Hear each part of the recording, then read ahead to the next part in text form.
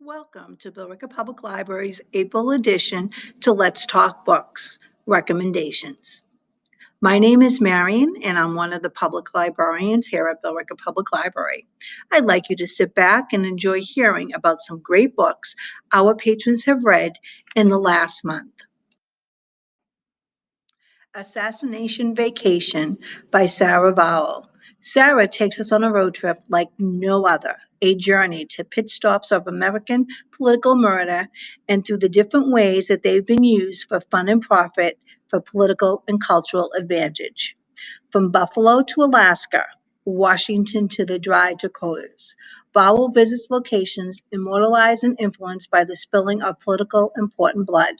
Reporting as she goes with her trademark blend of wisecracking humor, remarkable honesty, and thought-provoking criticism, we learn about the jinx that was Robert Todd Lincoln, present at the assassination of Presidents Lincoln, Garfield, and McKinley, and witness the politicking that went into making of the Lincoln Memorial.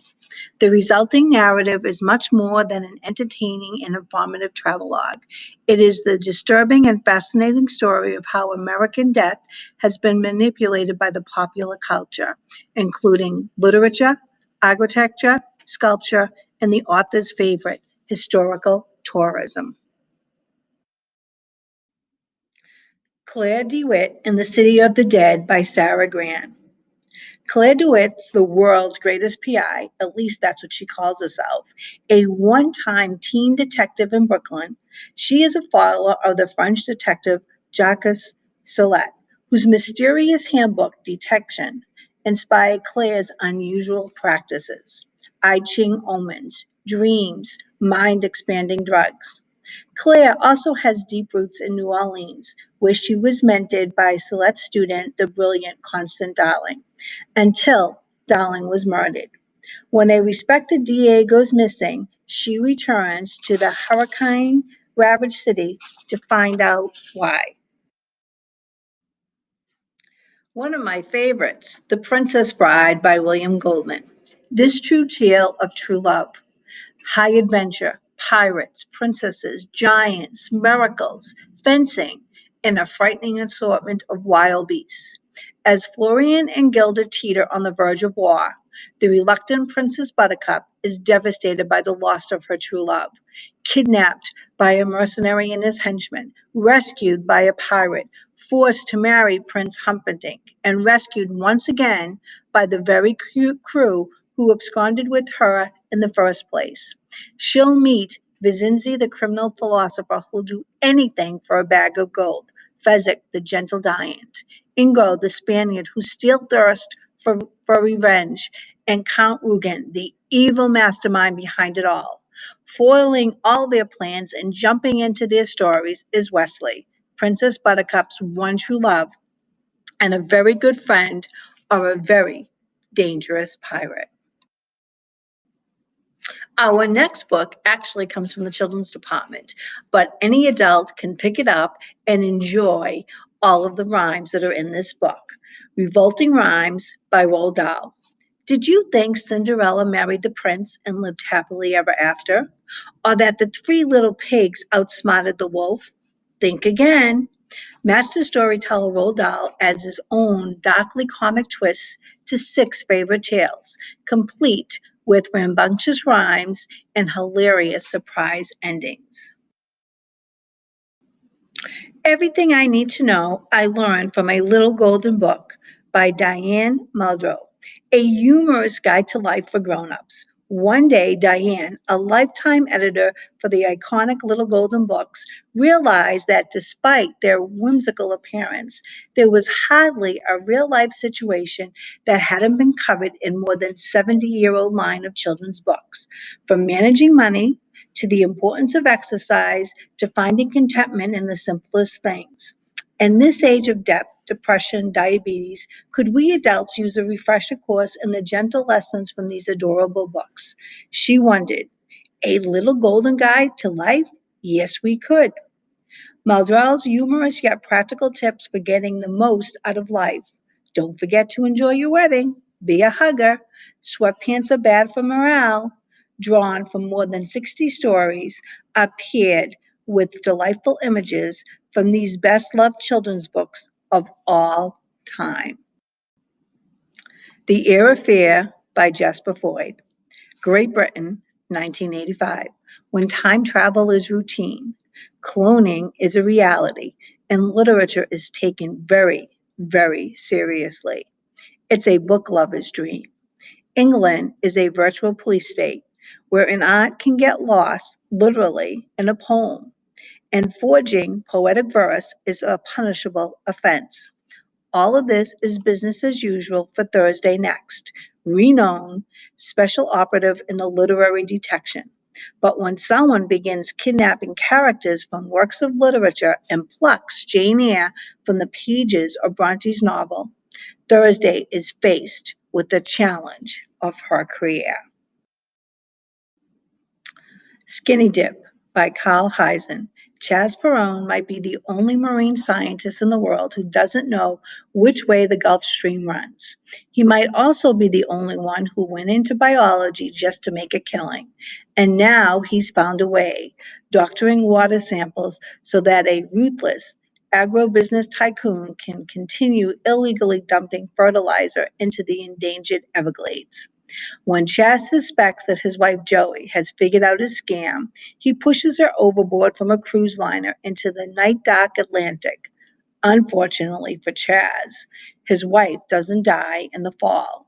Clinging blindly to a bale of Jamaica pot, Joey Perone is plucked from the ocean by a former carp and current loner, Mick Strahan.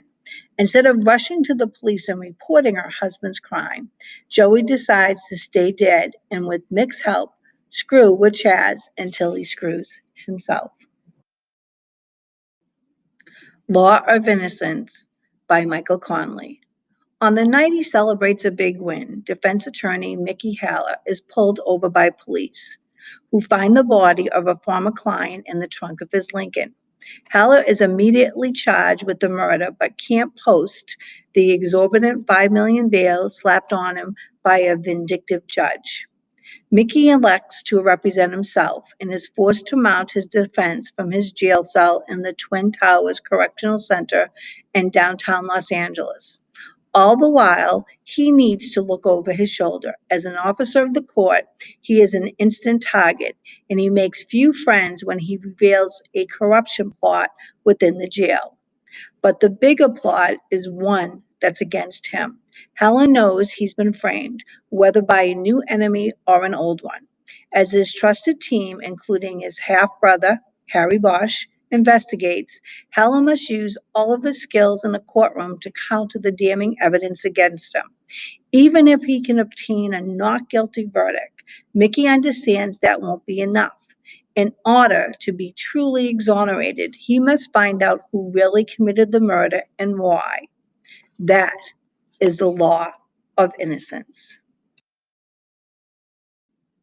The Gan Connection by Estelle Ryan. World-renowned expert in nonverbal communication, Dr. Genevieve Renard investigates insurance claims, not murder. So when her boss asks her to help his friend look into the death of a young artist, her artistic mind rebels against the change. A straightforward murder investigation quickly turns into a quagmire of stolen Eurocorps weapons, a money laundering charity, forged art, and high-ranking EU officials abusing their power.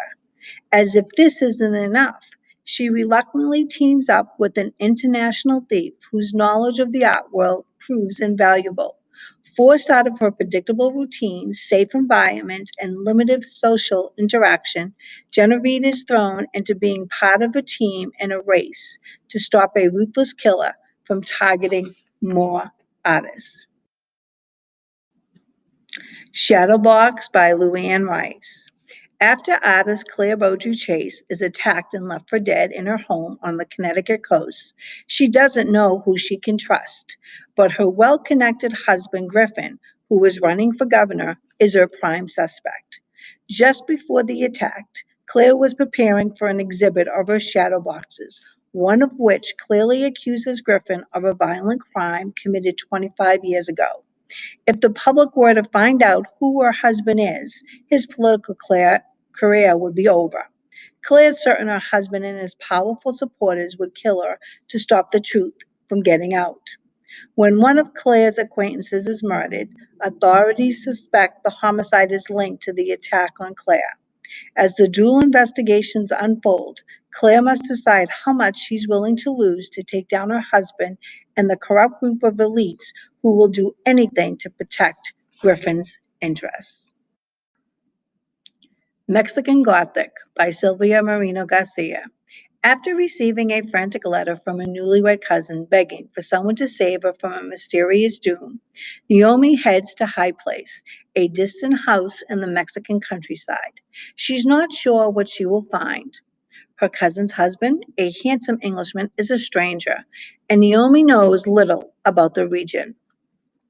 Naomi is also an unlikely rescuer.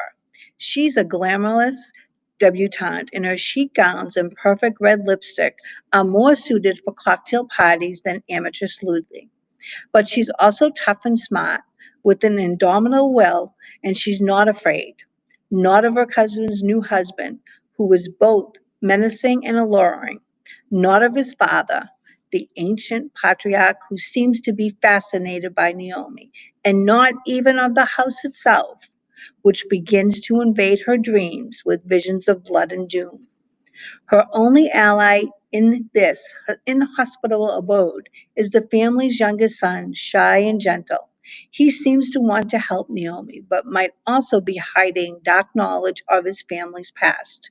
For there are many secrets behind the walls of High Place. The family's once colossal wealth and faded mining empire kept them from prying eyes. But as Naomi digs deeper, she unearths stories of violence and madness. The Sanatorium by Sarah Pierce. Half hidden by forests and overshadowed by threatening peaks, the summit has always been a sinister place, long plagued by troubling rumors. The former abandoned sanatorium has been since renovated into a five-star minimalist hotel, an imposing isolated getaway spot high up in the Swiss Alps is the last place Ellen Warren wants to be. But Ellen's taken time off from her job as a detective, so when her estranged brother Isaac and his fiancée Laurie invite her to celebrate their engagement at the hotel, she really has no reason not to accept.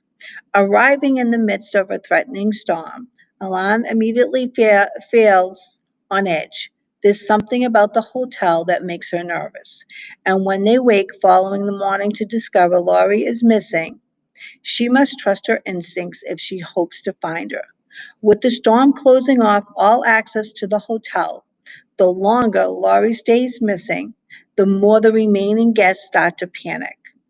She is under pressure to find Laurie, but no one has realized yet that another woman has gone missing and that she's the only one who could have warned them just how much danger they are all in.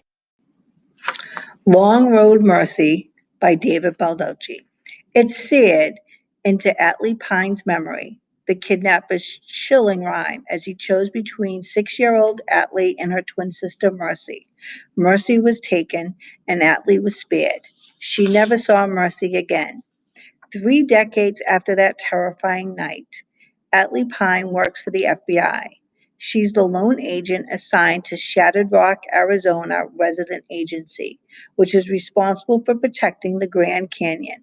So when one of the Grand Canyon's mules is found stabbed to death at the bottom of the canyon and its rider missing, Pine is called in to investigate. It soon seems clear the lost tourist has something more in mind than just sightseeing. But just as Pine begins to put together clues pointing to a terrifying plot, she is abruptly called off the case. If she disappears direct orders by continuing to search for the missing man, it will mean the end of her career. But unless Pine keeps working and the case discovers the truth, it could spell the very end of democracy in America as we know it. Loyalty by Ingrid Thoth. The Ludlows are a family of fast-talking Boston lawyers, and the patriarch, Carl Ludlow, treats his offsprings like employees, which they are. Black sheep daughter Fina dropped out of law school, but her father keeps her in the fold as the firm's private investigator, working alongside her brothers. Juggling family, business, cops, and crooks is no problem for Fina. But when her sister in law disappears, she's caught up in a case unlike any she's encountered before. Carl wants things resolved without police. But the deeper Fina digs, the more impossible that seems. As she unearths more dirt, the demands of family loyalty intensify. But she is after the truth, no matter where it lies. My Secret Adversary by Agatha Christie. The Great War is over and jobs are scarce.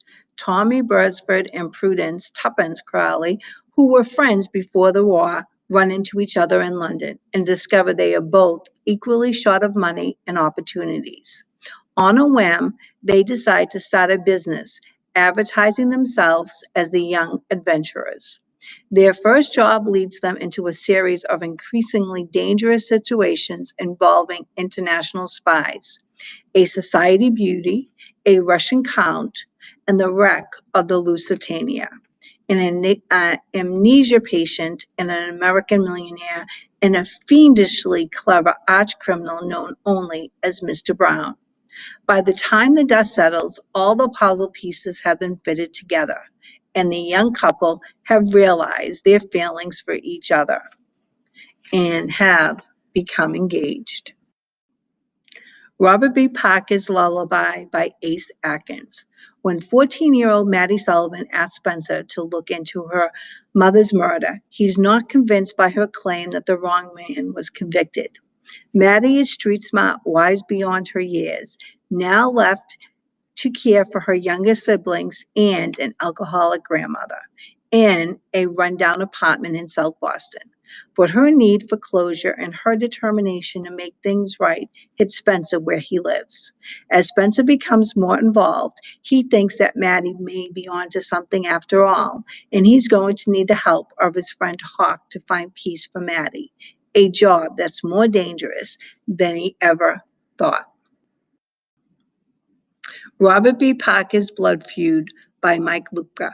Sonny Randall is on again with Richie, the ex-husband she never stopped loving and never seemed to be able to let go, despite her discomfort with his mafia connections. When Richie is shot and nearly killed, Sonny is dragged into the thick of his family's business as she searches for answers and tries to stave off the mob war. But as bullets start flying in Boston's mean streets, Sonny finds herself targeted by the deranged mastermind of the plot against the Burke family, whose motive may be far more personal than she could have anticipated. Robert B. Parker's Fool's Paradise by Mike Luca. When a body is discovered at the lake in Paradise, Police Chief Jesse Stone is surprised to find he recognizes the murder victim. The man had been at the same AA meeting as Jesse the evening before. But otherwise, Jesse has no clue as to this man's identity. He isn't a local, nor does he have an ID on him, nor does any neighboring state have reported a missing person matching his description. Their single lead is from a taxi company that recalls dropping off the mysterious stranger outside the gate at the mansion of one of the wealthiest families in town. Meanwhile, after Jesse survives a hail of gunfire on his home, he wonders if it could be related to the murder. When both Molly Crane and Suitcase Simpsons also become targets, it's clear someone has an axe to grind against the entire Paradise Police Department. Misconceptions by Robert Asprin. Having defeated the Mad Wizard Isvan, Skeev and Oz have taken over the remote inn that was the enemy's hideout. They generally safe from visitors, and if not, Skeev's growing magical abilities allow him to disguise himself and his friends as such repulsive serving staff that potential guests flee screaming. Skeev has grown bored of studying magic at the isolated inn. However, and one visitor who does not flee offers him an invitation for employment as the court magician in the kingdom of Postlium. Seeing a chance for easy profit and little on-the-job training for his apprentice, as agrees. Skeeve defeats the other applicants in a trial of magic to win the position, and that's when the fun really starts. The pair find out they're actually been hired in lieu of professional national army or mercenaries to defeat a huge military invasion. They've also been used as pawns in a game of influence between the king's advisors and General Bad Axe, and particularly unhappy that he got a magician for the kingdom's money instead of a few thousand soldiers. Even if they win, they'll most likely be killed by one court fraction or another. Expecting Someone Taller by Tom Holt. All Malcolm Fisher did was run over a badger. Unfortunately, the badger turned out to be Ingoth, the last of the giants. With his dying breath, he reluctantly gave Malcolm two gifts of power and made him ruler of the world. Who's Afraid of Beowulf by Tom Holt. Digging up the remains of an ancient band of Vikings, archaeologist Hildy is astounded when they rise from the dead, bearing an appetite for seagulls, a 12,000-year-old grudge, and a thirst for war. Good Omens by Neil Gaiman and Terry Pratchett. According to the nice and accurate prophecies of Agnes Nutter Witch, the world's only completely accurate book of prophecies written in 1655, before she exploded, the world will end on Saturday, next Saturday, in fact, just before dinner. So the armies of good and evil are amassing. Atlantis is rising, frogs are falling, tempers are flaring, everything appears to be going according to the divine plan, except a somewhat fussy angel and a fast-living demon, both of whom have lived amongst earth mortals since the beginning, have grown rather fond of the lifestyle, and are not actually looking forward to the coming rapture. And someone seems to have misplaced the Antichrist. The Best of Alsprague de Camp by Alsprague de Camp and Paul Anderson, a science fiction collection by one of the all-time greats of science fiction, De Camp.